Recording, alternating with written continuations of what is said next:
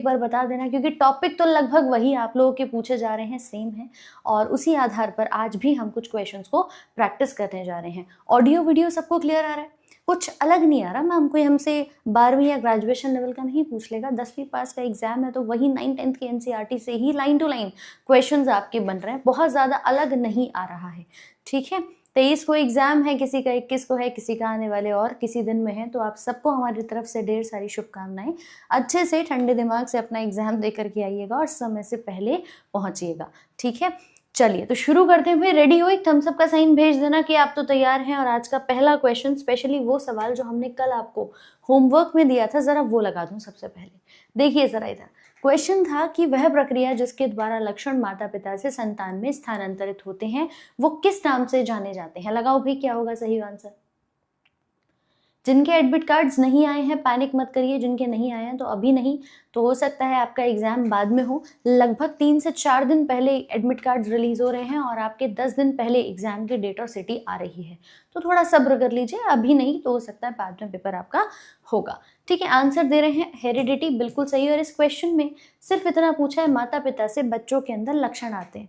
आपने भी देखा होगा, आप में भी कुछ ऐसे लक्षण होंगे जो मम्मी से मिलते हैं, कुछ पापा से मिलते हैं, उसी को हम आनुवांशिकी के अंदर पढ़ते हैं, हेरिडिटी के अंदर पढ़ते हैं, और विज्ञान की उस शाखा को जेनेटिक्स कहा जाता है। ये सभी वो स्टूडेंट्स हैं जिन्होंने सबसे सटीक सबसे पहले आंसर दिए हैं, जिनके नाम वादा किया था स्क्रीन पर लगाएंगे। आपके सामने है अभिलाषा, शिखा तिवारी, ठीक है, Einstein, Ankit Kumar aspirant Indian railways हैं, आरजू अली हैं, श्याम बदनाम छोरा हैं, ठीक है, रंजन, अंजलि, मनीष। बहुत बढ़िया भाई, बहुत शानदार आप लोग के आंसर्स यहाँ पर है, ठीक है। आज के पहले क्वेश्चन की तरफ बढ़ूंगी। फर्स्ट क्वेश्चन यहाँ पर आपका क्या हो जाएगा?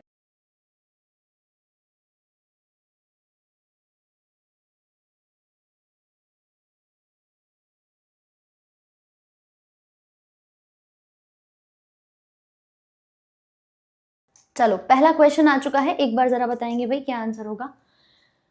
चलो जिसका एग्जाम हो गया है बहुत बढ़िया गया है, बहुत शानदार। सनातनी बॉय बहुत बढ़िया भाई, ऐसे ही सबको अपना पेपर करके आना है। और सेशन को एक बार शेयर कर देना जो अभी तक नहीं आ पाए हैं उन सभी भाई बंधुओं तक।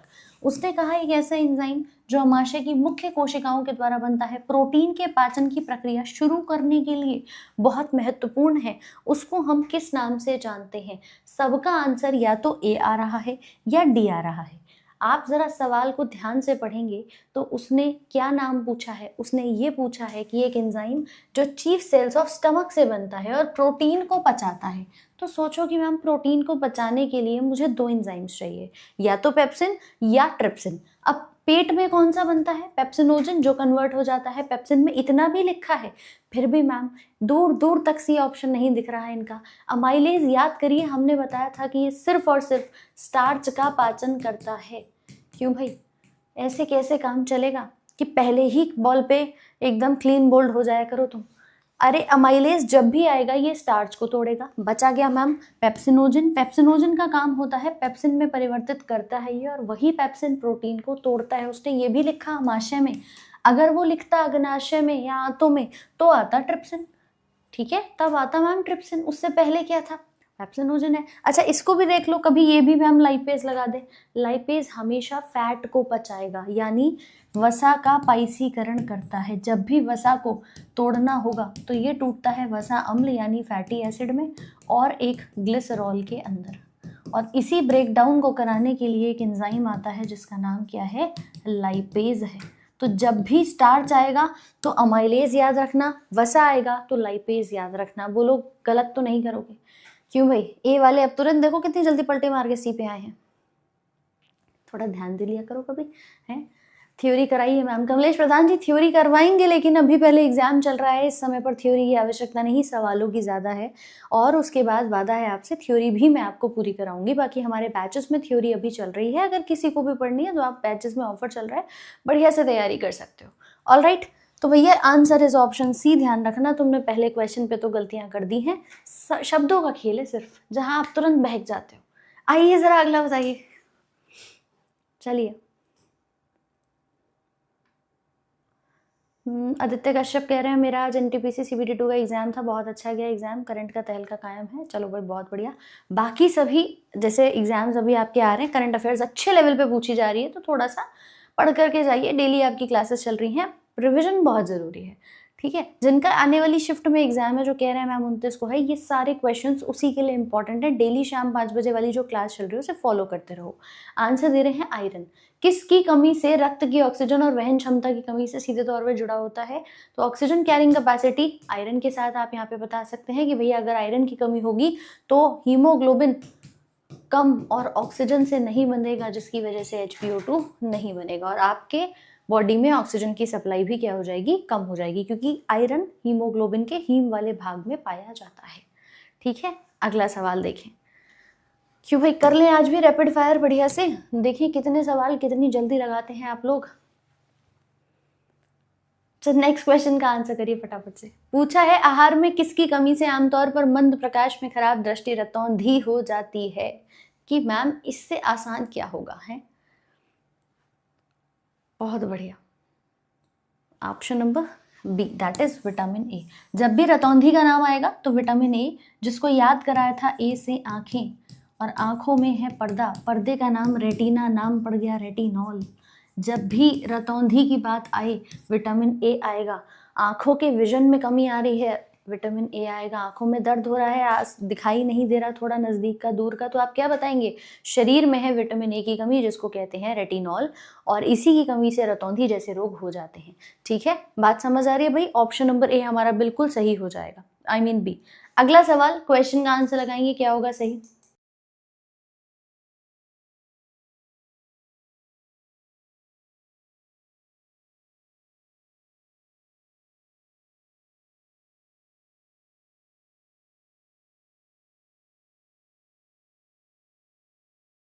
चलो भाई, बहुत शानदार। उसने कहा होलोजोइक पोषण में पूर्ण जीवों के लिए पहला आवश्यक चरण क्या होगा? अब होलोजोइक मतलब खाना लिया, इंजेस्ट कर लिया, तो सबसे पहला स्टेप ही इंजेशन होता है, अंतःग्रहण, जिसमें व्यक्ति क्या करेगा? खाने को इंजेस्ट करेगा, मुख में खाना खाना। उसके बाद होगा क्या? फिर होता है इसका पाचन, यानी पाचन क्या है? दूसरा चरण है। पहला चरण इंजेशन होता है। थर्ड स्टेप क्या आता है, जिसको हम कहते हैं एब्जॉर्प्शन, खाना जो पचा है वो अवशोषित हो जाएगा। उसके बाद नंबर 4 पे आता है एसिमिलेशन, की उसको हम रिस्पेक्टिव टिश्यूज या सेल्स तक पहुंचाएंगे। और लास्ट में नंबर 5वां चरण आता है, जिसको कहते हैं मल त्याग, इजेशन, जहां से आपका जो भी वेस्ट है वो बॉडी से बाहर निकल जाता है। ठीक है, आंसर इज पहला चरण इंजेशन। आप इसको बता सकते हैं कि पाचन 5 चरण में जाकर के पूरा होता है। अगला सवाल है, आलू का वैज्ञानिक नाम सोलेनम ट्यूबेरोसम है। यहाँ सोलेनम का मतलब क्या होगा? बताओ भाई, क्या होगा? यहाँ सोलेनम का मतलब क्या होता है? अभी भी अगर कुछ लगे हुए हैं कि मैम कमेंट करने से, इधर उधर की वार्तालाप करने से हमारा सिलेक्शन हो जाएगा, तो इस भ्रम से बाहर आ जाओ। बहुत ऐसे भी बच्चे हैं जिन्होंने 6 साल 5 साल कई साल अपने बिता दिए, लेकिन सिलेक्शन नहीं हुआ, क्योंकि शायद उनकी रणनीति, उनकी स्ट्रैटेजी सही नहीं थी। ठीक है, तो फोकस जहां आपको बनाना चाहिए उस पर ध्यान दीजिए और अपनी मेहनत को बढ़िया से करिए। अभी आंसर दे रहे हैं सी। आप आलू खरीदने जाते हैं तो हमेशा यही कहेंगे, भैया 1 किलो 2 किलो आलू दे दो, है ना? ये थोड़ी कहोगे जाके सोलेनम ट्यूबेरोसम दे दो। क्यों नहीं कहोगे? क्योंकि ये इसका वैज्ञानिक नाम है, जिसका पहला शब्द बताता है जीनस को और दूसरा शब्द बताता है स्पीशीज को। ये स्पीशीज यूनिक होती है, जीनस के अंदर हो सकता है मैम टमाटर भी आ जाए, कि अगर मुझे टमाटर का नाम लिखना हो तो क्या लिखूंगी? Solanum lycopersicum.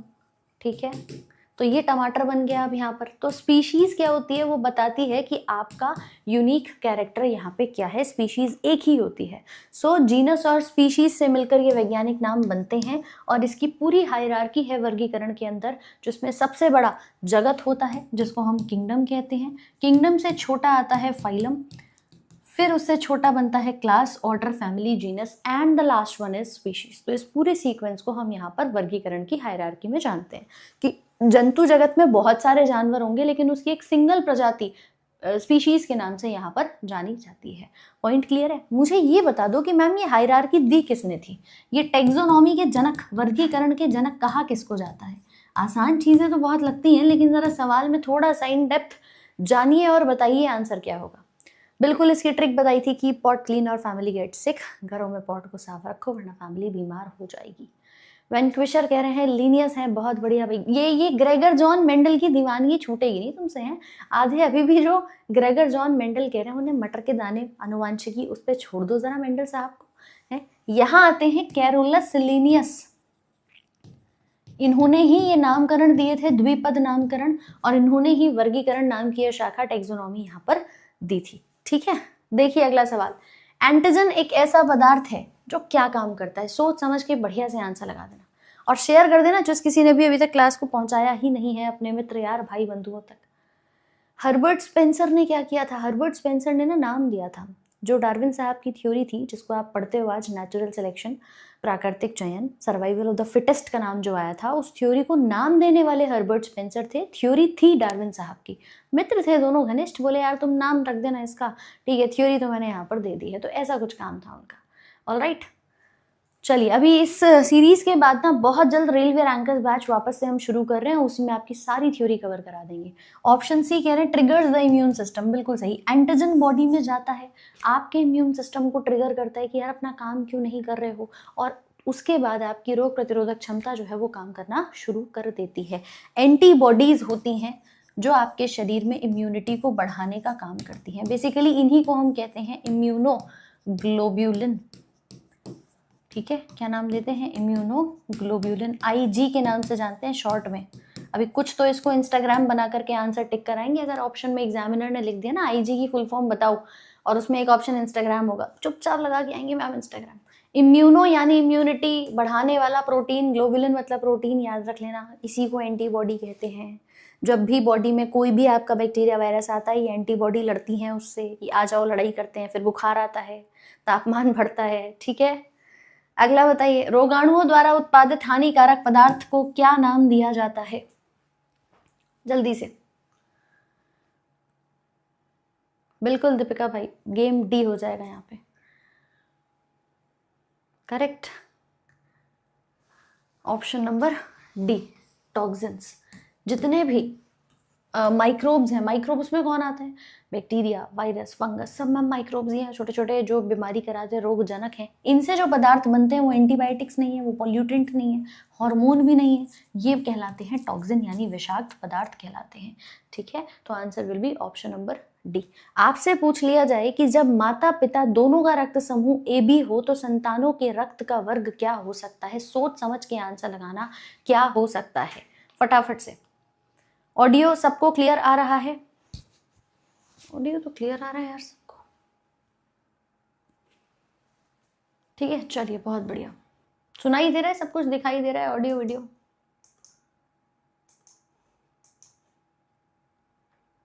All clear now?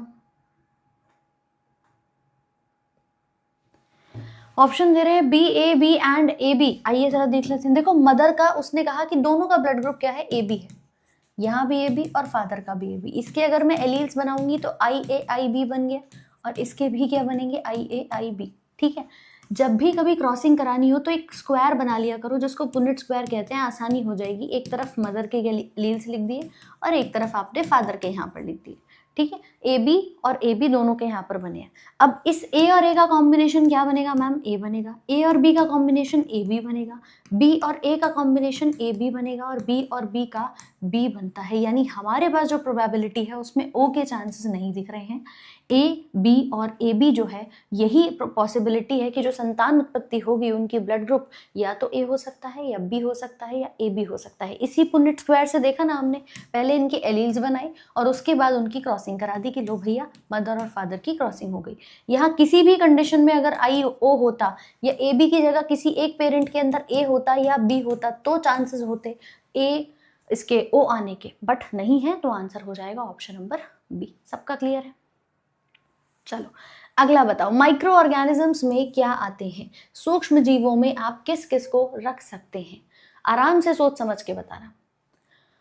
देखो ये सुपर चैट की आवश्यकता नहीं है, 10 का है। आप सबके मुझे कमेंट्स आ रहे हैं, मोटिव ये है कि जब कमेंट आप लोगों के रहते हैं, कई बार कंटेंट पे ध्यान होता है तो निकल जाते हैं ऊपर, इसलिए सुपर चैट मत करना, आराम से पढ़ाई करो, फ्री क्लास है, फ्री में तैयारी करो, है ना, ये सब काम नहीं करने हैं।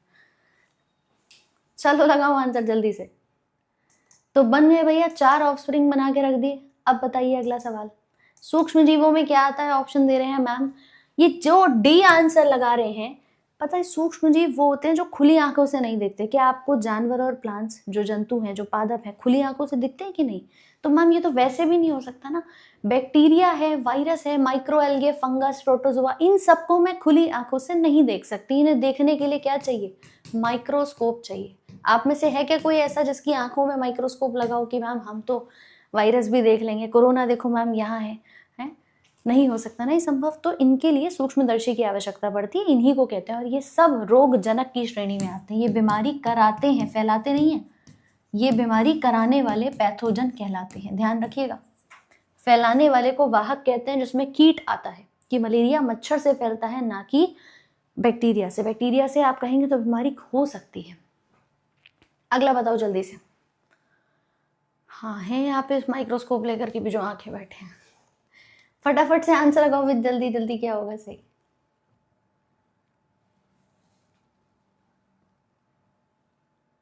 चलिए एसएससी एग्जाम देखिए, अगर कंप्यूटर की कोई इशू आई है तो भाई हेल्पलाइन पे एक बार अपनी ये प्रॉब्लम रेज कर दीजिए, मेल कर दीजिए, ठीक है। ये समस्याएं जो हैं वो अगर आपके साथ हुई हैं तो डेफिनेटली इस पूरी बात को आप मेल कर दीजिए, अदरवाइज इसका कोई सोल्यूशन नहीं निकल पाएगा। आपका एग्जाम छूट गया है, उस पर कोई भी फिर सुनवाई बाद में नहीं हो सकती, ठीक है। तो इस प्रॉब्लम को जरूर से अपना बता देना। ट्राइजोमी जो है, ट्राइजोमी बेसिकली रिप्रेजेंट करी जाती है कि जब हमारे पास गुणसूत्र पेयर में रहते हैं ना, कि मैम ये एक पेयर है, देखो इधर, ये एक जोड़ी गुणसूत्र कहा जाएगा। जब एक एक्स्ट्रा कॉपी यहाँ पर आपको नजर आती है कुछ इस तरह से, ये क्या है, एक एक्स्ट्रा कॉपी, इसको कहते हैं ट्राइजोमी। यानी 2n की कंडीशन तो मैम पहले ही थी, जोड़ी में तो पहले ही था, +1 और आ गया, तो क्या बन जाएगा 2n+1। ये प्रॉब्लम आती है जब हम डाउन सिंड्रोम नाम की एक बीमारी को देखते हैं, डाउन सिंड्रोम, ठीक है। ये 21वें गुणसूत्र की 21st क्रोमोसोम की ट्राइजोमी से होता है, ट्राइजोमी ऑफ 21st क्रोमोसोम। 21वें गुणसूत्र का त्रिगुण सूत्रण हो जाता है, यानी जोड़ी में नहीं, एक एक्स्ट्रा आ जाएगा। जब कोई बच्चा इस बीमारी के साथ जन्म लेता है, जिसके डाउन सिंड्रोम के रोग देखे जाते हैं, उसका मानसिक अगर हम विकास देखें तो उतना नहीं होता जितना नॉर्मल बच्चों का होता है, ठीक है। उसका सर आप देखेंगे तो पीछे से एकदम फ्लैट होगा, चपटा सा नजर आएगा। उसके फिंगर्स में ना गैप बहुत ज़्यादा होते हैं, जितना अभी स्पेस है उससे कहीं ज़्यादा स्पेस दिखाई देगा। उसकी जीभ मुड़ी हुई होती है। तो ऐसे लक्षण अगर नजर आए तो ये सब हमें डाउन सिंड्रोम के अंदर नजर आते हैं। और ये जो बच्चे का मेंटल रिटार्डेशन है वो देखा जाता है, यानी मानसिक उतनी ग्रोथ आसानी से नहीं होती है, ठीक है। तो ये आपका डिसऑर्डर यहाँ पे कहा जाता है। अगला देखिए, क्लिनफिल्टर सिंड्रोम को हम किससे पहचानते हैं? क्या है क्लिनफिल्टर सिंड्रोम, बताइए जरा। गुणसूत्र कितने हो जाते हैं, किस तरह के दिखाई देते हैं? और देखो मजा आ रहा है, चीजें क्लियर हो रही है, तो सेशन पे ना शेयर का बटन है, अपने दोस्त यार भाई बंधु हर किसी तक क्लास को जल्दी जल्दी से क्या करके आएंगे भाई, शेयर भी करके आएंगे, ठीक है। जिस किसी ने नहीं किया है अपने सभी दोस्तों तक फटाफट से पहुंचा करके भी आएंगे, कंजूसी नहीं भाई। ऑलराइट, ऑप्शन नंबर सी दे रहे हो, नहीं, डी आंसर सही होगा। क्लिनफिल्टर की बात करें तो XXY, जिसमें एक एक्स्ट्रा X क्रोमोसोम आ जाता है, ये पुरुषों के अंदर नजर आता है, क्योंकि मेल्स में होता है XY, गुणसूत्र होते हैं 46। बट अगर बीमारी हो गई कि एक एक्स्ट्रा X क्रोमोसोम आपके पास यहाँ पर नजर आ रहा है, इस बीमारी में 47 संख्या हो जाती है। ये मेल के अंदर होती है, पुरुषों में। और ऐसे पुरुषों के अंदर गुण आ जाते हैं फीमेल वाले, जैसे उनकी आवाज़ पतली हो जाएगी, उनके अंदर एस्ट्रोजन के लेवल्स बढ़ जाएंगे, फीमेल हार्मोन्स बढ़ जाते हैं। तो आप बताएंगे एक्स्ट्रा X क्रोमोसोम आने से संख्या भी क्या हो जाती है, बढ़ जाती है। और अगर फीमेल की बात करूं तो मैम 46 से कहानी 45 पे रह जाती है, एक X गायब हो जाता है। X वाला गुणसूत्र फीमेल के कैरेक्टर को बताता है और Y वाला मेल के लिए आता है, समझ गए बात को। तो ये कहानी 45 वाली फीमेल में होगी और इस बीमारी को कहते हैं टर्नर सिंड्रोम। ऐसी फीमेल्स के अंदर मेल वाले गुण आने शुरू हो जाते हैं, आवाज़ थोड़ी भारी हो जाएगी, साथ में हेयर ग्रोथ ज़्यादा हो जाएगी, इस तरह के लक्षण दिखाई देंगे। ये सब आनुवांशिक विकार हैं जो नर और मादा में नजर आते हैं, ठीक, क्रोमोसोमल डिसऑर्डर्स कह सकते हैं। अगला बताइए, गुणसूत्र किससे मिलकर के बनता है? क्या क्या चीजें गुणसूत्र के अंदर पाई जाती हैं?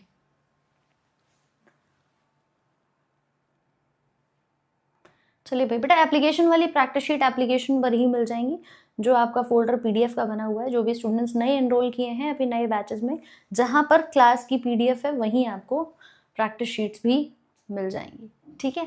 Option number C, DNA and protein. Chromosome में क्या पाया जाता है, एक DNA और एक प्रोटीन पाया जाता है, दोनों मिलकर के लंबी लंबी जो इनकी चेन्स होती हैं वहीं से गुणसूत्र बनते हैं। टोटल हमारे पास 23 पेयर मानव में पाए जाते हैं और पूछा जाए इस पे डीएनए तो ठीक है, लेकिन हिस्टोन कौन मतलब प्रोटीन कौन सा होता है, तो आप नाम बताएंगे हिस्टोन प्रोटीन।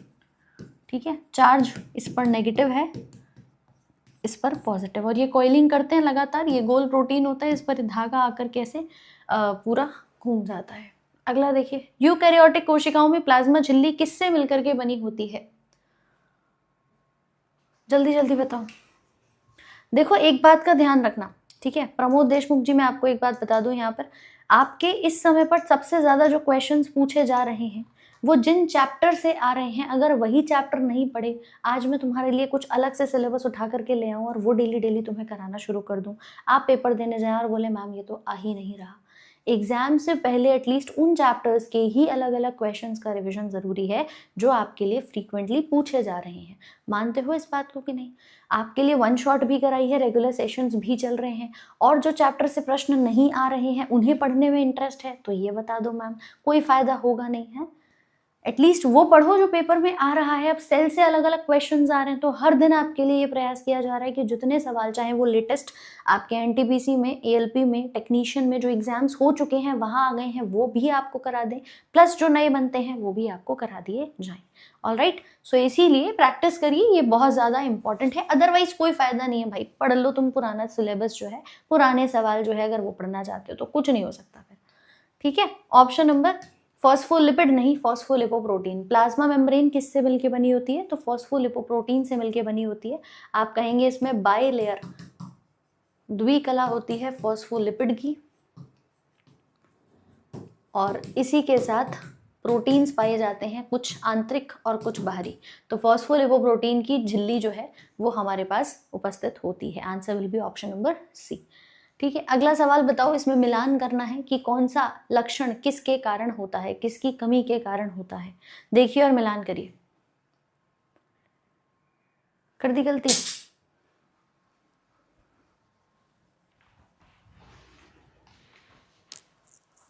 ऑप्शन दे रहे हैं सी। हिंदी में भी देख लो, कोई समस्या नहीं, हिंदी में भी देख लीजिए। कमजोर दृष्टि, एनीमिया, त्वचा की समस्या, हड्डियां टूटना। दृष्टि कमजोर है तो निश्चित तौर पे विटामिन ए की कमी होगी, एनीमिया हुआ है आयरन की कमी होगी, त्वचा की प्रॉब्लम्स हैं तो मैम विटामिन सी की कमी है क्योंकि एंटी एजिंग भी होता है, और हड्डियां कम हो रही हैं, टूट रही हैं, तो कैल्शियम की कमी यहाँ पर देखी जाएगी। सबका आंसर अगर सी आ रहा है तो उसी आधार पर हम देखेंगे 3, 1, 2 एंड 4, ऑप्शन नंबर सी बिल्कुल सही हो जाएगा। आ रहा है सबका सी? चलो अगला देखो। अगला पूछा है, गर्भवती महिलाओं में किसकी कमी हो जाती है? Pregnant women usually becomes deficient in which of the following. किसकी कमी देखी जाएगी? देखो लोगों का ना जब मजबूरी वाला पार्ट पड़ता है, मजबूरी में ना दुनिया फायदा उठाती है, हमेशा ध्यान रखना, तो फायदे में मत उलझ जाना। जैसे कि आज आप देख रहे हैं कि बहुत सारे अलग अलग वीडियोस वायरल हो रहे हैं एक लड़के के, जिसका शायद नाम है धूम, ठीक है, और उसका गाना एक ऐसे क्रिश का गाना करके चल रहा है जो तुम बात कर रहे हो। वायरल तो उस बेचारे को तुमने कर दिया, क्या सोचा कभी कि उसकी क्या परिस्थिति रही होगी? आज लोग उसके पास जाकर के उसकी मजबूरी का फायदा उठा रहे हैं, उसको कुछ चंद पैसे दे करके ये कह रहे हैं कि भैया एक डायलॉग बोल दे, एक लाइन बोल दे। कभी सोचा कि वो करता क्या है, वो उसकी क्या ऐसी मजबूरी रही जहाँ उस बेचारे को कुछ भी नहीं पता, वो कचरा उठाता है। अगर आपने थोड़ा सा उसके बारे में देखा हो, कचरा उठाता है, शायद अपनी रोजी रोटी उसी से यहाँ पर चलाता होगा। नहीं है समझ उसको कि क्या वायरल है। दुनिया की डेफिनेशन में आप कह देते हैं वायरल होना बहुत आसान है या हमें वायरल होना है। आज आप अपने अलग अलग सोशल मीडिया हैंडल्स पर उसकी वीडियो डालकर खुद को वायरल करना चाहते हैं, खुद के कुछ चंद व्यूज़ और कमेंट्स के लिए करना चाहते हैं, बट किसी की मजबूरी का फ़ायदा नहीं उठाना चाहिए, हमेशा ध्यान रखना है इस बात का। ठीक है, आज अगर कोई नहीं समझ पा रहा चीज़ों को तो आप उसका फ़ायदा उठा करके और लग गए भैया चलो इसका क्या करते हैं, वीडियो बना बना करके डाल देते हैं, उससे जाकर लोग अलग अलग कुछ 10-20 रुपये दे करके, 50 रुपये दे करके आप उससे कह रहे हैं कि चलिए भैया कुछ डायलॉग सुना दो, कुछ गाना सुना दो। तो ये सारी जो हरकतें हैं ना कहीं इंसानियत को शर्मसार कर देती हैं कि आपको थोड़ा सा समझना चाहिए, किसी की परिस्थिति का कभी भी ऐसे उपयोग नहीं करना चाहिए। और मजबूरी में इंसान शायद हर काम को करने के लिए तैयार हो जाता है, तो मत किया करो यार ऐसे, है ना। हर चीज़ को वायरल के साथ मत जोड़ा करो। चलो answer is sodium and calcium दे रहे हैं। देखिए आयरन की अगर हम बात करें और कैल्शियम की बात करें, इन दो की कमी सबसे ज्यादा देखी जाती है, कैल्शियम और दूसरा आयरन। इन दोनों की कमी प्रॉब्लम होती है गर्भवती महिलाओं को, इन्हीं की टैबलेट्स दी जाती है, फोलिक एसिड और आपका कैल्शियम। अगला बताओ फैट सोल्यूबल विटामिन क्या होगा? फैट सोल्यूबल विटामिन कौन से हैं? ठीक है काजल, ठीक है भाई, ठीक है, उसको भी करा देंगे। ऑलराइट, लगाइए आंसर क्या होगा।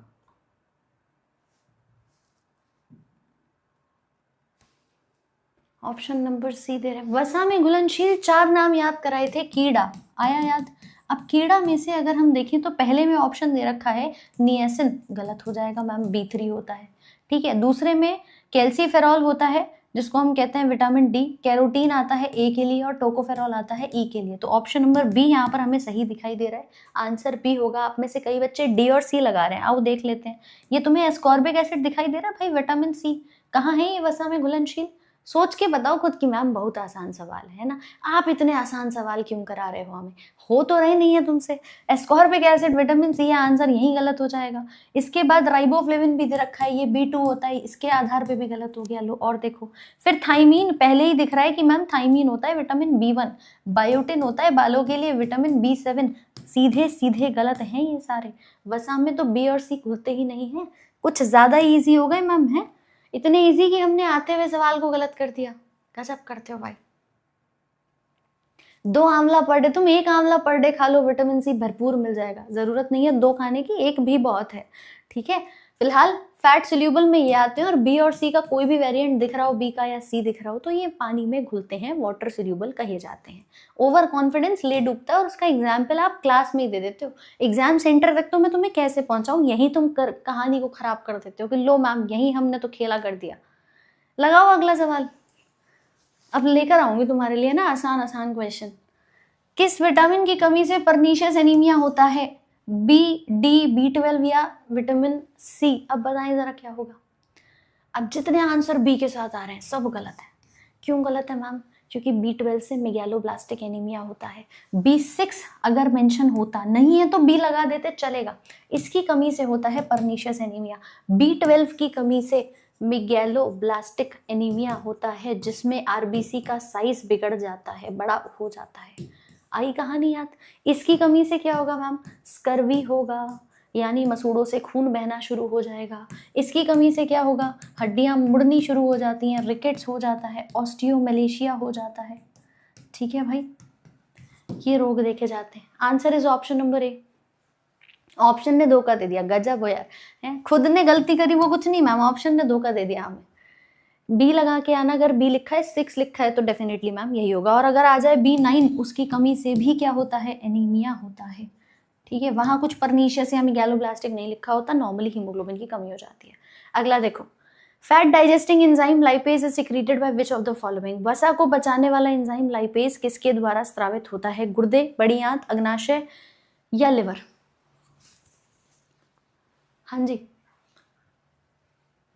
299 वाला जो बैच है, जो रेलवे साइंस स्पेशल का बैच है, वो आपका कल से शुरू होने, मंडे से शुरू होने जा रहा है, और उसकी सभी क्लासेस हमारी एप्लीकेशन पर होंगी, RG विक्रमजीत एप्लीकेशन पर। अगर आप में से कोई भी ऐसा है जिसको साइंस में 9th 10th के बाद, मैम 9th में भी नहीं समझ में आई, 10th में भी विज्ञान समझ में नहीं आई, और उसके बाद तो पढ़ी ही नहीं, हमने छोड़ दी बिल्कुल, रिश्ते नाते त्याग दिए, उससे ब्रेकअप कर लिया, आपके लिए विज्ञान का वापस पैचअप कराने के लिए नया बैच आ गया है, क्योंकि उसमें साइंस 0 लेवल से चलेगी कि आपका कोई भी एग्जाम सही, NTPC हो, ग्रुप डी हो, technician, ALP, RPF, JEE, paramedical, कोई भी रेलवे का एग्जाम, उसके लिए स्पेशल बैच मात्र 299 में। तो एक बार फिर से पैचअप कर लो, क्योंकि अगर नहीं किया ना तो आपके नंबर से जिस हिसाब का ब्रेकअप होगा उसे कोई नहीं बचा सकता। ये हमारा for all your railway exams railway science special batch है, मात्र 299 में, 2 साल की वैलिडिटी है, सारी क्लासेस लाइव मिलेंगी और उसके साथ PDF, practice sheet, mock test, सब कुछ। कब से? मंडे से स्टार्ट हो जाएगा। मेरी क्लास सुबह 10 बजे आपको मिलेगी मंडे से, आपके अपने एप्लीकेशन RG विक्रमजीत ऐप पे। इसको डाउनलोड करके बैच में एनरोल कर लेना, फिर मत कहना मैम लेट हो गया, हमें पता नहीं चला, आपका क्लास निकल गया, बैकलॉग बहुत हो गया। ठीक है, तो अच्छे से इसकी पढ़ाई आप लोग कर सकते हैं, अभी ऑफर इसमें लाइव है। आ जाइए जरा अगले सवाल पर, पूछा है आपसे, कहाँ गया भाई, हाँ लाइपेज किससे बनता है, तो लाइपेज बनता है अग्नाशय से, क्योंकि लिवर तो कोई एंजाइम बनाता ही नहीं है। बचा गया मैम गुर्दो, बड़ी आंत, इन सबसे भी नहीं बनता। Answer is option number B. ठीक है, अग्नाशय पेनक्रियाज जिसको हम कहते हैं एक पत्तीनुमा आकृति और एक ग्रंथि यहाँ पर नजर आती है। ये एक्सोक्राइन भी होती है और एंडोक्राइन भी है, इसे मिश्रित ग्रंथि कहा जाता है। ये हार्मोन भी बनाती है और साथ में एंजाइम भी बनाती है। और लाइपेज किसको डाइजेशन कर रहा है, वसा का पाचन यहाँ पे कर रहा होता है। ठीक है, अगला लगाओ। यूट्यूब पर क्लासेस जैसे चल रही हैं वैसे ही चलेंगी। चलिए भाई लगाइए अगला सवाल।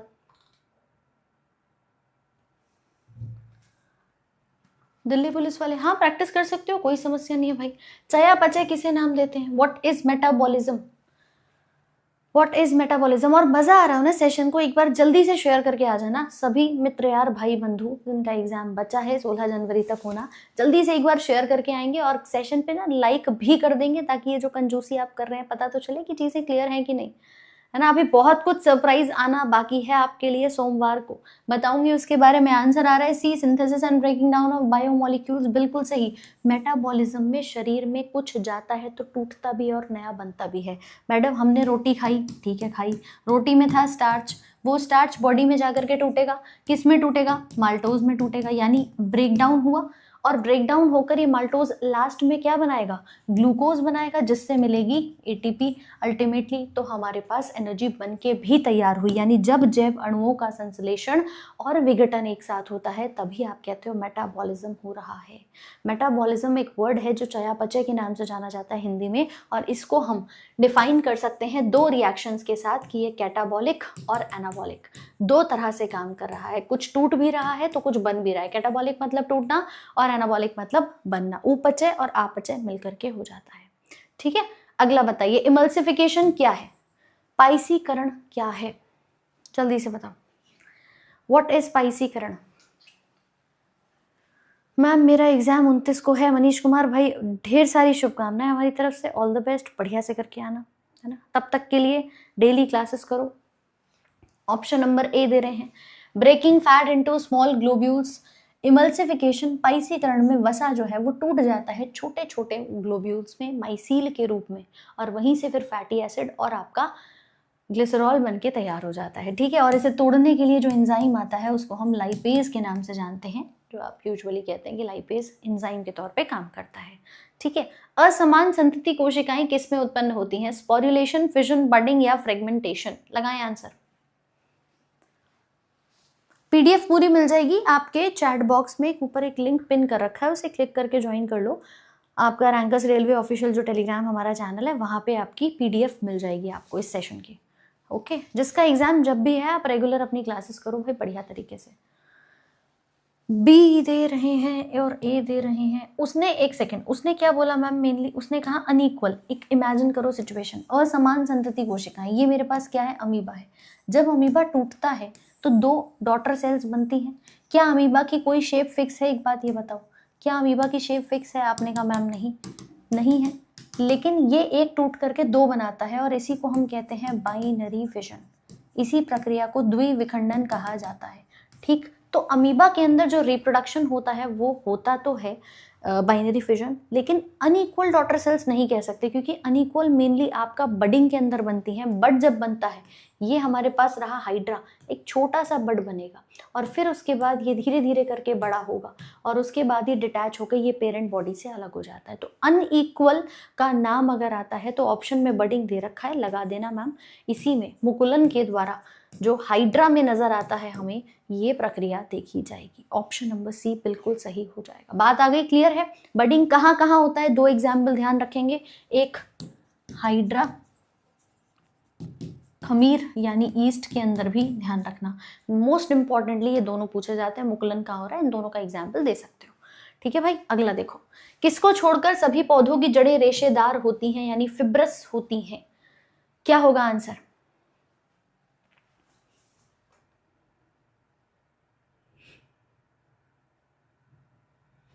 चलिए, रेलवे के लिए आप रेलवे वाले बैच से पढ़ाई कर सकते हैं, आकाशगिरी, ठीक है, उससे आप पढ़ाई कर सकते हैं, कोई समस्या नहीं है। अब लिया है अलग से तो आप कर लो भाई रेलवे की तैयारी वहां से।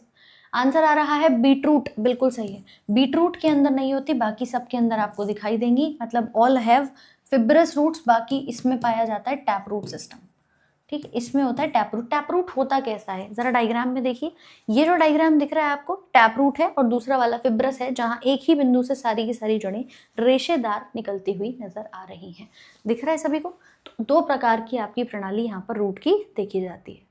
पूछा है बीज के किस भाग से जड़ का अंकुरण होता है? Which part of seeds form root germination? बताओ भाई क्या होगा आंसर?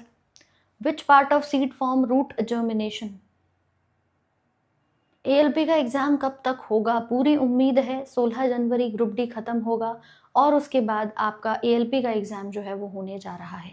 तो इसीलिए एएलपी की तैयारी बढ़िया से कर लो। अच्छा, कितने भाई ऐसे हैं जिन्होंने एएलपी का फॉर्म भरा हुआ है और इंतजार में एएलपी के फॉर्म के, प्लस टेक्नीशियन वाले भी यहाँ पर हैं, तो मुझे एक थम्स अप का साइन भेजना, क्योंकि आप बहुत डिमांड करते हो मैम फ्री में कुछ होना चाहिए, फ्री में करवा दो, यूट्यूब पर करवा दो। डेफिनेटली होगा, और वो एनटीपीसी और ग्रुप डी वालों के लिए भी मददगार होगा।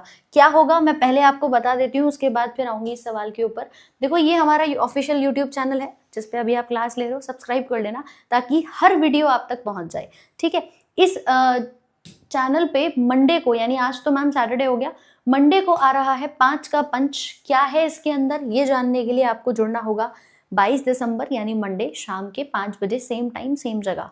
ये जितनी भी आपको टीम दिख रही है, आपके लिए कुछ बहुत ही खास जो कि रेलवे वालों के लिए आने वाला है, वो क्या है? और बिल्कुल फ्री है, मेरा वादा है आपसे, बिल्कुल फ्री है, यूट्यूब पर है। कुछ तो डेफिनेटली बहुत बड़ा प्लान किया है, जो लगातार पूरी टीम की मीटिंग चलती है ना कि बच्चों के लिए क्या खास किया जाए, जो लगातार दिन रात आपके लिए सोचते हैं कि भाई कुछ ऐसा जिससे कि यूट्यूब पर आपका प्रॉपर कंटेंट भी मिल जाए और क्वालिटी कंटेंट, जिससे एग्जाम में सिलेक्शन सुनिश्चित हो। तो मेरा आपसे वादा है आज ऑनलाइन इसी प्लेटफॉर्म पर बहुत कुछ खास आ रहा है, बस जुड़े रहिएगा। शाम 5 बजे सोमवार को कौन कौन आ रहा है इस सेशन में, आ जाना, बता देना, क्योंकि एक सेशन नहीं, आपके लिए अभी तक पूरी 12 घंटे की मैराथन लेनी हो, जिससे बच्चों के एग्जैक्ट क्वेश्चन पेपर में मिले हैं। चाहे 21 दिन 21 मैराथन करानी हो, जहां से आपके एग्जैक्ट क्वेश्चन बच्चों को पेपर में मिले हैं, और ये आप ही में से लोगों ने बताया है।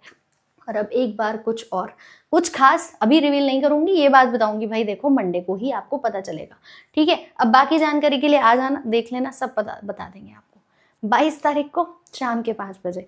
देखिए इधर, बीज के किस भाग से जड़ का अंकुरण होता है? तो आपने आंसर दे दिया है रेडिकल, बिल्कुल सही हो जाएगा। चलो भाई, 2 हिस्से होते हैं, रेडिकल से रूट बनता है, प्लूम्यूल से शूट बन के तैयार होता है। जब कभी आप किसी बीज को देखोगे, इधर देखो जरा, ये चने का दाना देखा होगा सबने, है ना? तो मैम उसके पास ये जो 2 हिस्से होते हैं, कॉटिलेडॉन कहते हैं, और इसमें नीचे वाला ये हिस्सा रेडिकल है, जहां से रूट निकलती है। ऊपर वाले हिस्से से तना निकलता है, जिसको प्लूम्यूल या शूट सिस्टम के लिए हम यहाँ पर देखते हैं। तो इस तरह के बीज का अंकुरण होता है और जड़ और तना दोनों निकल के तैयार हो जाते हैं। क्लियर? ऑडियो क्लियर है भाई सभी को? चलिए, तो ALP, technician, RPF, group D, NTPC सबके लिए खास अगला सवाल। जल्दी जल्दी बताओ भाई, फिर कॉपी पेस्ट करोगे, फिर कहोगे मैम ब्लॉक कर दिया हमें, हम क्या करें हैं? सुनते तो तुम हो नहीं हो, अपने आप ही एक दूसरे को रसगुल्ला बना लेते हो अपना। चलो इधर देखो ना, अगला सवाल क्या होगा।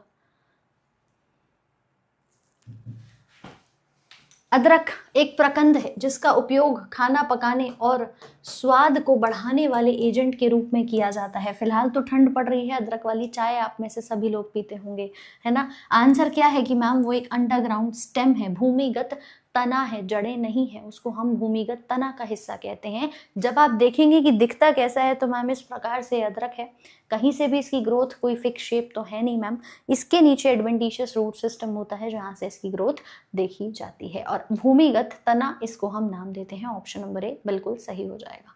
ठीक है, जो सी लगा रहे हैं ध्यान दीजिएगा। परागकण किस में पाए जाते हैं? स्टिग्मा, ओव्यूल, एंथर या स्टाइल? हाँ भाई, देखो अगला सवाल। देखिए, क्लास में जो भी आपको कराया जाएगा उसकी पूरी पीडीएफ प्रॉपरली, उसके हैंड रिटन अगर चीज़ें होंगी वो नोट्स भी आपको मिल जाएंगी और क्लास की पीडीएफ भी आपको मिल जाएगी। एप्लीकेशन पर सारी चीज़ें अवेलेबल हैं। अभी ऑफर चल रहा है हर एक बैच पे, चाहे वो रेलवे का साइंस स्पेशल हो, चाहे वो आपके लिए रेलवे ग्रुप डी का बैच हो या एनटीपीसी का। आपको सिर्फ हमारी एप्लीकेशन डाउनलोड करनी है और तैयारी शुरू करनी है। ठीक है, ऑफर सभी बैचेस पर है। ऑप्शन नंबर सी सही हो जाएगा। एंथर पॉलन ग्रेन्स कहाँ पाए जाते हैं? पराग कोश के अंदर, और पराग कोश भी बायलोब्ड होता है। ऐसे 2 लोब्स होंगे जिसके अंदर छोटे छोटे से कण पराग कण के नाम से पीले रंग के जाने जाते हैं। ठीक है, ये मेल गैमीट की तरह यहाँ पर काम करते हैं। ये पराग कोश है और नीचे वाला हिस्सा फिलामेंट कहलाता है। इन्हीं दोनों को अगर मैं पूछूं कि ये स्ट्रक्चर क्या है, तो भैया ये स्टेमन है, जिसको हम पुंकेसर के नाम से जानते हैं। पुंकेसर के नाम से जानते हैं। Is this clear? चलिए भाई नेक्स्ट ये देख सकते हैं, कुछ इस तरह से आपको नजर आएगा फूलों के बीच में। निम्न में से कौन सा उभयलिंगी फूल है, यानी बायसेक्सुअल फ्लावर है? सरसों, पपीता, तरबूज या ककड़ी? क्या होगा जी आंसर? एएलपी के लिए कौन सा बैच अच्छा है? आप रामबाण बैच ले सकते हो। रामबाण में आपके सारे एग्जाम्स भी कवर हो जाएंगे और साथ साथ में पूरी तैयारी भी आप लोगों की यहाँ पर हो जाएगी। ठीक है, आकाश गिरी देखो भाई, एग्जाम देना अगर 1 साल से कर रहे हो तो एग्जाम छोड़ने का ऑप्शन ना ये लास्ट मोमेंट पे डर घबरा के मत लिया करो कि मैम पेपर छोड़ दूं क्या। 1 साल से मेहनत करिए, भरोसा नहीं है खुद पे, जितना किया है उतना बढ़िया से देखकर और एनालाइज करो क्या हो रहा है एग्जाम में, कितना सही कितना गलत। मॉक लगाइए, अभी तो समय है आपके पास। तो ये बिल्कुल एग्जिट करने का, पीछे हट जाने का डिसीजन नहीं लेते हैं। जब मैदान में उतरे हो तो जंग पूरी जीत के जाना है, ये ठान के बैठा करो कि मैम उतरे हैं ना ये करोड़ों की संख्या में जो कंपटीशन लेके बैठे हैं सब, देखेंगे भाई क्या होगा आगे। ज्यादा से ज्यादा क्या हो जाएगा, सिलेक्शन नहीं होगा, दोबारा कर लेना मेहनत, लेकिन पेपर तो मत छोड़ो, कम से कम एग्जाम देकर के आओ।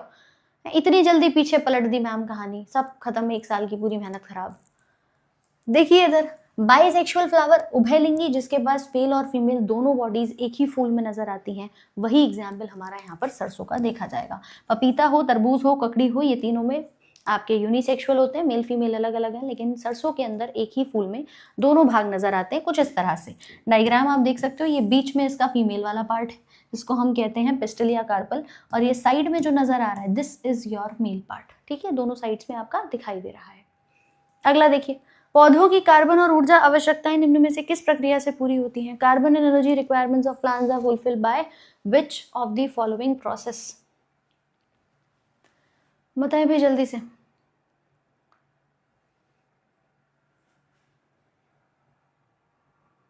फिर दिए हो हैं, फिर ट्रांसपिरेशन कर रहे हो। अरे हमें क्या चाहिए, कार्बन और एनर्जी की रिक्वायरमेंट चाहिए, तो मैम फोटोसिंथेसिस का प्रोसेस इसी काम आता है कि आपके भोजन को भी तैयार करेगा और साथ साथ में आपके जो कार्बन की रिक्वायरमेंट है वो भी यहाँ पर पूरा करेगा। प्रकाश संश्लेषण की प्रक्रिया जिसको हम नाम देते हैं। Option number D. अगला है निक्टोफोबिया किसका डर है? एक सवाल इन्होंने रखा है भाई, पक्षी, अंधेरा, जानवर या प्रकाश, किसके डर को निक्टोफोबिया के नाम से जानते हैं? फटाफट से बताओ। सारी क्लासेस होंगी इसी चैनल पे कंप्लीटली। आज आपने डेमो सेशंस भी देखे और बहुत बढ़िया तरीके से आपने चीज़ों को पढ़ा और समझा। कितना लाजवाब तरीके से एक एक टीचर ने आपको डिटेल में बेसिक से कहानी समझाई है। एंड आई रियली विश कि आप सबका सिलेक्शन हो, जो मेहनत कर रहे हो उसका फल भी मिले, है ना। निक्टोफोबिया है, पक्षियों से डर नहीं होगा। निक्टो यानी रात और रात में अंधेरा, बस सिंपल है मैम, ऑप्शन नंबर बी हो जाएगा। शब्दों का खेल है। ठीक है, चलिए भाई बेटा, एएलपी के लिए जो है एएलपी का विजय रथ बैच भी आया था आपका, और एनटी ये इसका रामबाण बैच जो रेलवे रामबाण है उससे भी आप कर सकते हो, दोनों बैचेस मदद करेंगे। ठीक है, अगला आ जाओ। कौन सी स्थिति जिसको हम एक टेरस के नाम से जानते हैं आपकी त्वचा और आपकी आंखों के सफेद हिस्से में पीलापन ले आती है? कि इससे ज्यादा कठिन सवाल शायद होगा ही नहीं है। कठिन है या सिंपल है ये बताओ जल्दी से। उसने कहा आंखें और त्वचा पीली हो चुकी हैं, और पीली स्किन कब होती है? तो जब तुम्हारी शादी होगी, हल्दी लगेगी, तब हो जाएगी मैम, है ना। अब वो तो समय आ नहीं रहा क्योंकि अभी आप पढ़ाई नहीं कर रहे हो। और उससे पहले कब होता है? जब पीलिया किसी को हो जाता है। पीलिया यानी जॉन्डिस, ये बीमारी ऐसी होती है जहां पर इसका दूसरा नाम इक्टेरस, गलती से पूछ ले, ध्यान रखना। ये बीमारी जो होती है ये आपके लिवर से एक पिगमेंट बनता है जिसका नाम है बिलीरुबिन। बिलीरुबिन की अधिकता के कारण होती है। जब बॉडी में बिलीरुबिन की मात्रा बढ़ जाती है तो पीलिया हो जाता है, क्योंकि बिलीरुबिन का काम 2 तरह से होता है। क्या होता है मैम? एक तो मल को पीला रंग देता है, जो भी मल बनता है, और दूसरा शरीर में प्लाज्मा, इसको भी ये पीला रंग देता है। तो बिलीरुबिन की मात्रा अगर बढ़ रही है, इन दोनों का कलर छोड़ो मैम, पूरी बॉडी का कलर ही पीला हो जाता है। ऐसा लगता है इंसान पे वैसी हल्दी चढ़ गई हो। ठीक है, चलो ध्यान रखना। तो ये बीमारी, अच्छा ये कौन से ऑर्गन को अफेक्ट करेगी? तो मैम निश्चित तौर पे लिवर को, क्योंकि लिवर से ही ये पिगमेंट बनता है। तो अगर लिवर की खराबी हुई, सारी समस्याएं वहीं खराब हो जाती हैं। ठीक है, अल्टीमेटली ये आपका लार्जेस्ट ऑर्गन लिवर है, उसी से पिगमेंट बनता है। इसीलिए लिवर को अच्छे तरीके से अच्छी चीजें खिला पिला करके स्वस्थ रखिए। कुछ लोग सिर्फ शराब का सेवन कर लेते हैं, लिवर खराब हो जाता है। कुछ तेल का खाना, जो ऑयली फूड है वो ज़्यादा खाते हैं, तो भी लिवर खराब रहता है। ठीक है, तो अच्छा स्वस्थ खाना खाइए। वे जीव जिनमें परिभाषित केंद्रक के अंगक नहीं होते, उन्हें किस में वर्गीकृत किया जाता है? जल्दी से बताओ भाई, फटाफट। और सेशन पे लाइक का बटन प्रेस कर देना। देखो, जिस किसी ने भी अभी तक क्लास को लाइक ही नहीं किया है, मजा आया है तो कंजूसी थोड़ी मैम, लगाइए फटाफट से। ऑल रेलवे एग्जाम के लिए हमारा रेलवे रामबाण बैच अवेलेबल है आपकी आरजी विक्रमजीत एप्लीकेशन पर। ठीक है भाई, उसने कहा जिसमें परिभाषित केंद्रक नहीं है, जिसमें नहीं है तो मैम उसको हम कहते हैं प्रोकैरियोटिक। बायो से आपको डर लगता है क्योंकि बायो में मैम शब्द बहुत कठिन है। मतलब एक ऐसी छोटी सी बीमारी जिसको हम कहते हैं कि लंग्स में धूल जाकर के जम गई है, धूल जाकर के फंस गई है। अभी दिल्ली का हाल देखो, AQI जिसको यहाँ लोग सही से नहीं बोल पा रहे हैं, एयर क्वालिटी इंडेक्स, जो हमारी मुख्यमंत्री जी भी खराब करके एक टेम्परेचर बना रही हैं। AQI इतना ज़्यादा यहाँ पर आपका हाई लेवल्स पर जा रहा है, और उसके बाद भी अगर किसी के लंग्स में पॉल्यूशन या आपके डस्ट पार्टिकल जाकर के बैठ जाते हैं, तो उस बीमारी को भी हम नाम देते हैं नियोमोनो अल्ट्रा माइक्रोस्कोपिक सिलिको वोल्केनोकोनियोसिस। ये लैंग्वेज का इंग्लिश का सबसे लंबा शब्द भी कहा जाता है, एक बीमारी भी है। लेकिन मैम हर चीज़ का अपना एक अर्थ होता है, और वही अर्थ हमें यहाँ पर निकालना है इस बायोलॉजी का। अब जैसे ये शब्द दिया है, प्रो मतलब प्राथमिक, कैरियो मतलब न्यूक्लियस, जिसका न्यूक्लियस बहुत ही प्रिमिटिव है, बेसिक है, एडवांस नहीं है। समझ रहे हो बात को? तो मैम वो कौन सा जगत है? वो मुनेरा जगत है। कौन आता है इसमें? सारे के सारे बैक्टीरिया। इसके अलावा कहीं किसी को मत बताना कि ये प्रोकैरियोटिक है। प्रोटिस्टा हो, फंगस हो, प्लांट्स हो, ये सब क्या है? ये सब कहे जाते हैं आपके यूकैरियोटिक। ठीक है, चलिए बिल्कुल भाई, एक सेकेंड रुको, अगला एक सवाल लगाओ। Next, which organ has finger like outgrowth which are called as villi, यानी सिंगुलर में उसको विलस कहते हैं। किस अंग में उंगलियों के समान वृद्धि देखी जाती है? ये चलिए जल्दी से बताइए।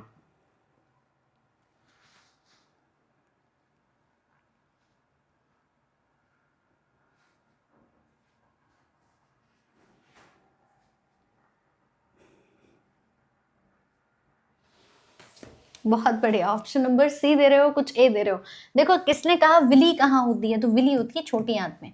छोटी आंत दरअसल 6.25 मीटर्स लंबी होती है मैम, इसी के अंदर पाए जाते हैं विली, जो बनती किससे है? म्यूकोसा की परत से बनती है। ठीक है, और इसका काम क्या है? सरफेस एरिया को एडजस्ट कर देना। यही आपके दिखाई देगी। छोटी आंत लगभग सबसे बड़ा भाग कही जाती है पूरी आहार नाल का, जो 9 मीटर या 30 से 32 फीट लंबी कही जाएगी। ओके भाई, टाइम मैनेजमेंट नहीं कर पा रहे हो, देखिए इसीलिए आपसे पहले से कहा था कि टाइम मैनेजमेंट आपका हो जाए, एटलीस्ट उसके लिए मॉक टेस्ट लगाने शुरू कर दो। अगर अभी तक भी मॉक टेस्ट नहीं लगाए, किसी का एग्जाम 10-15 दिन बाद है, मॉक टेस्ट इसीलिए एसेंशियल है कि रोज रात को 1 घंटा टाइम डिसाइड करके 90 मिनट पूरे अलॉट करके और फिर पढ़ने बैठा करो, मतलब फिर मॉक टेस्ट लगाने बैठा करो और देखा करो कितनी चीज़ें सही हो रही हैं। ये प्रैक्टिस में जब तक नहीं आएगा ना, कि एक स्ट्रेस जब तक माइंड को फील नहीं होगा कि यार फिर मेरे पास 1.5 घंटे का समय, अब क्या करूँ, इतने में ही सारे सवाल करने हैं। प्रॉपर सेक्शनल मॉक टेस्ट दीजिए ताकि आपके टाइम मैनेजमेंट में भी हेल्प हो, और जो ट्रिक्स आपने अभी तक सीखी हैं उनको अप्लाई भी आप लोग कर पाए। एग्जाम से पहले एग्जाम करते रहो, मॉक टेस्ट देते रहो, कहने का मतलब यही है। ठीक है, ऑप्शन दे रहे हैं ए और सी। उसने कहा कौन पाचन एंजाइम नहीं बनाता? लिवर नहीं बनाता।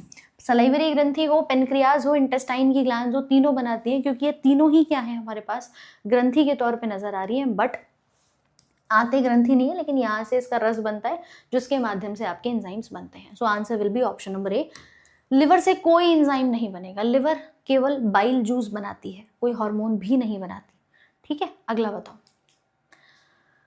अगला सवाल पूछा है amino acids are required for the synthesis of. इससे आसान सवाल नहीं होगा, गलती का स्कोप ही नहीं है, और फिर भी अगर उत्तर ए आ रहा है तो गलत है, क्योंकि अमीनो एसिड्स की लंबी लंबी चेन मिलकर के क्या बनाती हैं? प्रोटीन बनाने का काम करती है। Answer will be option number C.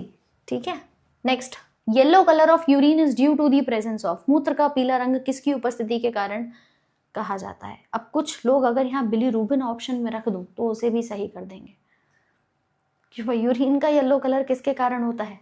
Answer is urochrome. ठीक है, कोई बाइल का पिगमेंट काम नहीं करेगा। बाइल का पिगमेंट बिलीरुबिन मल को पीला कलर देता है, मूत्र को पीला कलर नहीं देता। ये यूरोक्रोम के द्वारा देखा जाता है और ये यूरिन की मात्रा लगभग 1 से 1.5 लीटर औसतन बन करके तैयार होती है। ठीक है, बॉडी के अंदर। बाकी पानी के क्वांटिटी पे डिपेंड करता है कितना पानी आप डेली इनटेक कर रहे हो। अगला सवाल देखिए, लगाए भाई नेक्स्ट क्वेश्चन का आंसर क्या होगा, क्या दे रहे हैं?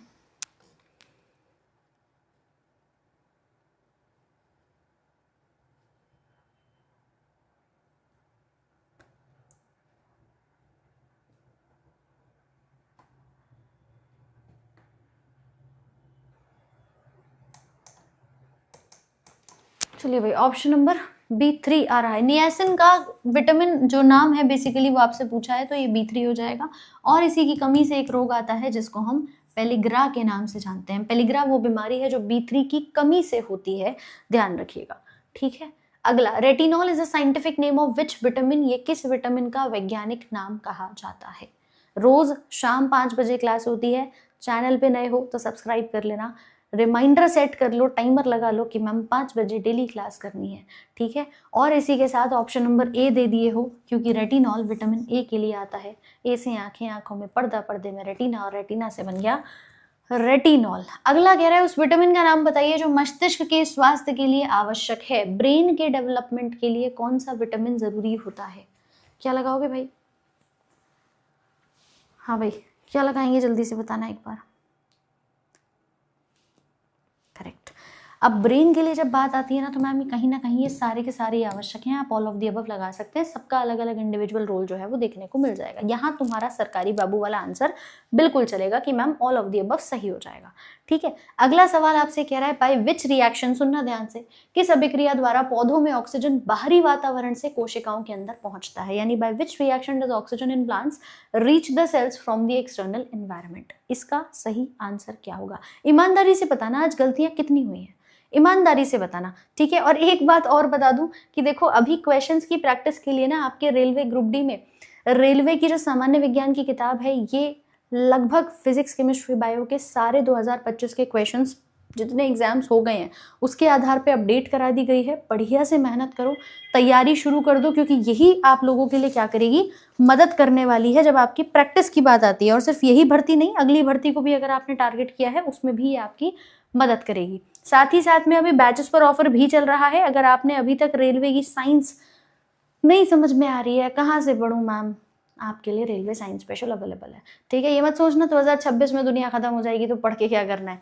26 में दुनिया खत्म नहीं हो रही है, फॉर्म भरे हैं, उन फॉर्म की जो आपने फीस दी है उसको थोड़ा पूरा कर लो, तैयारी करके सिलेक्शन ले लीजिए बढ़िया से। ठीक है, आरजी विक्रमजीत ऐप पे अभी सभी बैचेस में ऑफर है। ये नए बैचेस हैं बिल्कुल, इनकी क्लासेस सोमवार से शुरू हो रही हैं। रेलवे ग्रुप डी 22,000 पद आ चुके हैं, इस हफ्ते में फॉर्म भी आ जाएंगे।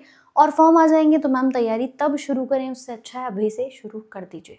ठीक है भाई, बढ़िया तरीके से आपका मैथ्स, रीजनिंग, जीएस, साइंस सब कुछ इसके अंदर चलेगा। पूरे 100 नंबर की तैयारी आरजे विक्रमजीत ऐप पे मात्र 499 में सारे बैचेस पर आपका जो प्राइस है वो कर दिया गया है। इसी प्रकार से जो एनटीपीसी वाले छात्र हैं उनके लिए भी 499 कर दिया। नए साल का देखो अभी से 10 दिन पहले ही आपको ऑफर दे दिया है, फिर मत कहना कि मैम ऑफर नहीं मिला, पता नहीं चला।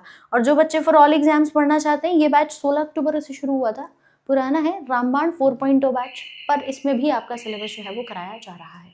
ठीक है, सो मेहनत कर रहे हैं तो उसका फायदा मिलना चाहिए, बढ़िया से तैयारी कीजिए। और इस सवाल को आज मुझे होमवर्क में बता देना क्लास खत्म होने के बाद कि इसका सही आंसर क्या हो जाएगा। ठीक है, और सबके नाम लगाऊंगी भाई डिस्प्ले पे कल की कौन कौन सही उत्तर दे रहा है। दुनिया खत्म की बातें मत किया करो, फिलहाल समय खत्म हो चला है। 5 से 6 आपकी क्लास होती है डेली, रिमाइंडर सेट कर लीजिए। मिलते हैं आपसे कल सेम टाइम सेम जगह शाम के 5 बजे आपके अपने RG railway exams YouTube channel पर। टेलीग्राम ज्वाइन कर लेना ताकि पीडीएफ आपको मिल जाए। दोनों ही टेलीग्राम आप लोगों के लिए अवेलेबल हैं, रैंकर्स रेलवे और Radhika ma'am science official. Alright, so have a very good day, thank you so much.